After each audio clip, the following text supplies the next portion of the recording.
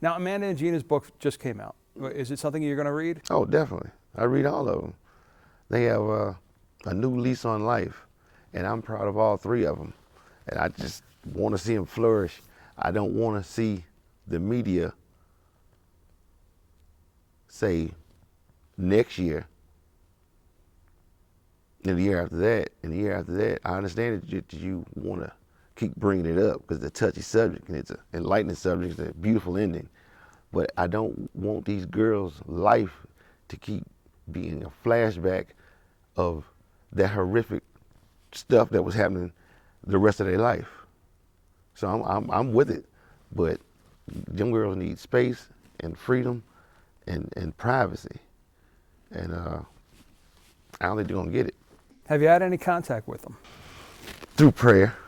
No calls or conversations? No. Have you reached out to them?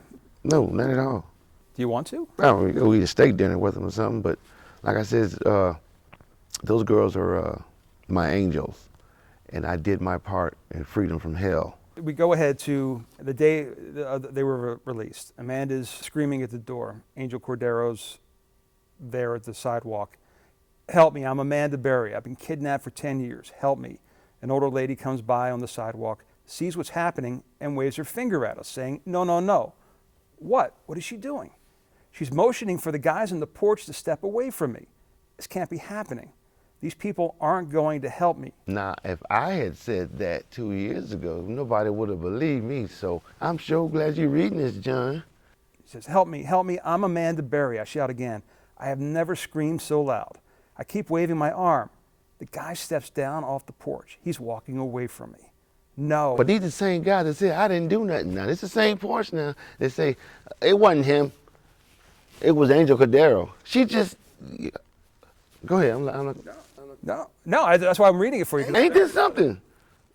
Really? Remember now, it was a dispute. Did the black guy save him or did the Puerto Rican? Well, the black guy is going to beat the hell out the Puerto Rican if you keep lying. That's the bottom line. But since I talked to Amanda's a book author before they memoirs were put together, and I asked him. I said, "Look here, bro." I said, "Now before we get into this little chit chat with me and you, I say, what did Amanda tell you?" He says, "She told me everything you told the feds." I say, "Well, verbatim, if you will. Say it again." He says, they asked her a simple question. Was it the black guy or the Puerto Rican that came on that porch? It was the black guy. That's all we needed to hear. Hey. Do you wish that they had come out with this earlier? I mean, obviously, this came out. No. Because check this out, John.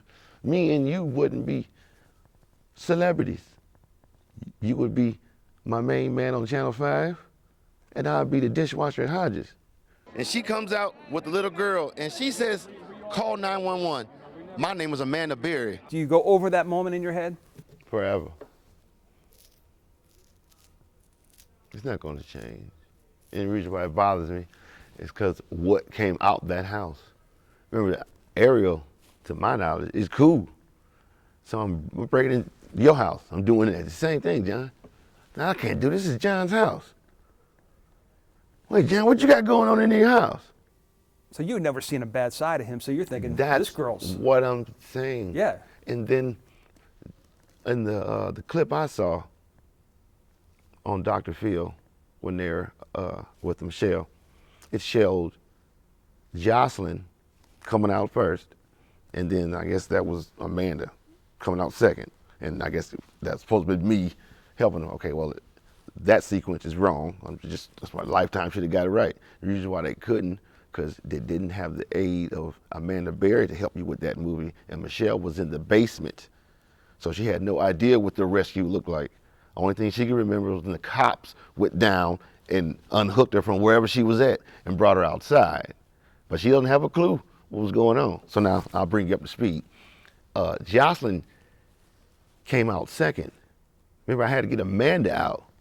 And the reason why I was cool with getting Amanda out, because I figured, well, if this is a domestic dispute, girl, you free. Go and run so he can't beat you up no more or whatever. She says, "Come on, baby."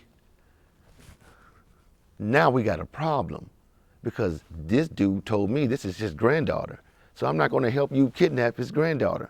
So my heart was, that's the reason why my adrenaline rush was going on.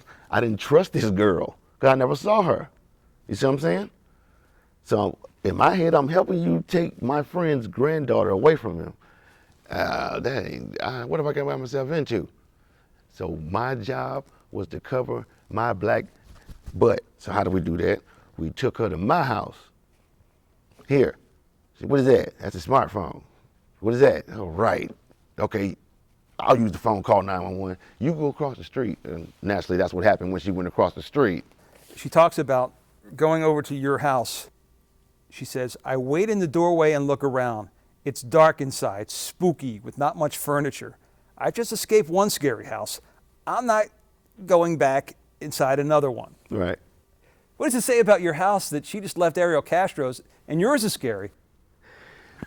Cause you come in the living room, right, and it was May, and it wasn't lit up, lit it up, listen around the word, lit up like this. So I understand where she's coming from, but however, she can't say anything about the carpet. The carpet was spotless. You ever go back to Seymour? No. Why is that? I've lived in neighborhoods in this city, because I'm 45, for 45 years. I have not lived in no neighborhood where the neighbors don't know nothing about anybody's business in your neighborhood. If you lose your job today and you don't even talk to 10 people around you, I guarantee you by the end of the week, that whole neighborhood will go, no, John lost his job. I lost my job at Hodges. I don't speak Spanish. Within 3 days, that whole neighborhood knew I got suspended. And I didn't tell a soul. So you know that little frivolous stuff, how you don't know something major? Like, oh, what came out of Ariel's house 2 years ago? You think somebody did? Please. Somebody did. They knew and known for years, bruh. I'm never gonna stop thinking about that. I just can't put my finger on the family or the cats that knew that Ariel was doing this. Cause Lord knows I was probably associating with them if you lived on that street. Cause like I said, I drink Coronas with these dudes and barbecue and everything else, listen to salsa music. So I had time to interact. You know where I'm coming from? You got some big testicles to pull this off, bro. Cause we see this dude every day. I mean, every day. How long have you lived here? I've been here a year. Okay. You see where I'm coming from? Right. I barbecue with this dude. We eat ribs and whatnot and listen to salsa music. You see where I'm coming from? Yeah. And you had no indication that there was anything going on? Bro, not a clue that girl was in that house or anybody else was in there against their will. Do you ever go back and watch the interview? Of me and you? Yeah. Oh yeah. I look back at it and I say, John ain't have a clue where I was going with this. Yeah, I just opened a can of worms and just let it fly, bro. Because after you said, Bro, I knew something was wrong when a little pretty white girl ran into a black man's arms. Something is wrong here. And I looked at your face, and it looked, and I was like, he about to take the microphone away from me. I was trying to. I was like, how dare him mess my moment up right there. They gonna love this. Give me that microphone, John. Either she homeless or she got problems. That's the only reason why she run to a black man. Charles, thank you for being there, man. The Gregory brothers, obviously, they took it, went viral with it. Yeah, give it away. Yeah, give it away. My neighbor got big testicles because we see this dude every day. Now, do you get any of that? I used to. That died down a couple months ago, about 6 months ago, to tell you the truth. The reason why is it's an auto-tune. Nobody's downloading it no more. Oh. So what I have to do is create a new one. You going to? Give me about 14 more days. One of the things that has come out, the Netflix, have you seen Unbreakable Kimmy Schmidt? Mm-mm. It's a series. Wait a minute, wait. It's some girl locked up, someone like Michelle, escaped some type of way, lives the rest of her life in New York, and some dude is playing me as far as the interview goes and whatnot. Tina Fey's husband created the theme song for the show with the Gregory brothers, and he based it, he says it, I based it on Charles Ramsey. Unbreakable, they alive, damn it, it's a miracle. Unbreakable, they alive, damn it, with females strong as hell. Unbreakable, they alive, damn it, it's a miracle. Now, this is what I'm going to call utter nonsense at its finest. You had no idea. Not a clue. Not a clue. If they're happy, run with it.